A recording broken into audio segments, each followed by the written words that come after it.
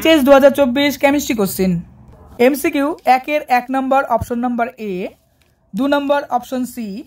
3 number option A, 4 number option D F2,